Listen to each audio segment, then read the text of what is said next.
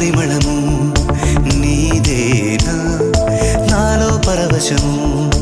నిజమేనా బొండు మల్లి పువ్వు కన్నా తేలికగు నీ సోకు రెండు కళ్ళు మూసుకున్నా